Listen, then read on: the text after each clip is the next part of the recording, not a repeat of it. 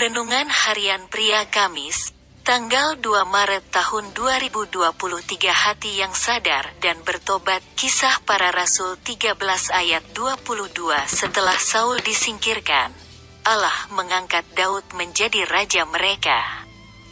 Tentang Daud, Allah telah menyatakan, "Aku telah mendapat Daud bin Isai, seorang yang berkenan di hatiku dan yang melakukan segala kehendakku." Jemaat Tuhan di Yerusalem mengutus Barnabas dan Paulus untuk pergi untuk melakukan tugas yang telah ditentukan oleh Tuhan. Mereka memberitakan Injil kemanapun mereka pergi. Mereka pun pergi ke Antiokhia dan Paulus menceritakan juga mengenai Daud yang dipilih oleh Tuhan untuk menggantikan Raja Saul. Dan mengenai Daud, Tuhan mengatakan bahwa ia adalah seorang yang berkenan kepada Tuhan. Mengapa Daud lebih berkenan kepada Tuhan daripada Saul? Bukankah secara dosa, Daud lebih berdosa daripada Saul? Semua dosa, baik itu menurut ukuran manusia kecil ataupun besar, tetaplah dosa di mata Tuhan. Yang membedakan antara Raja Saul dan Daud adalah respon hati, menyadarinya, dan bertobat. Daud setelah ditegur karena dosa yang dilakukannya, ia segera menyadarinya dan bertobat. Daud langsung bertobat tanpa alasan apapun.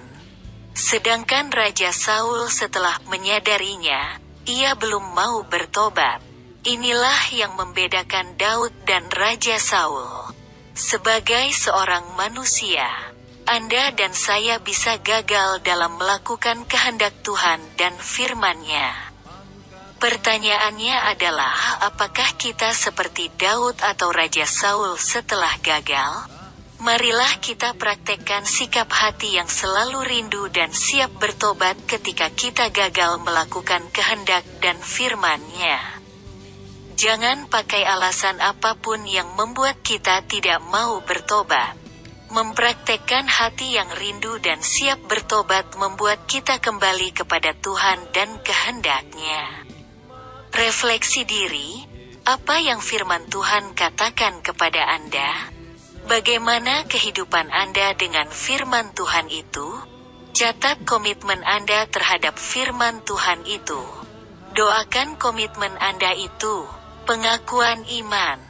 Dengan pertolongan Tuhan saya mempraktekkan sikap hati yang menyadari kegagalan saya dan segera bertobat.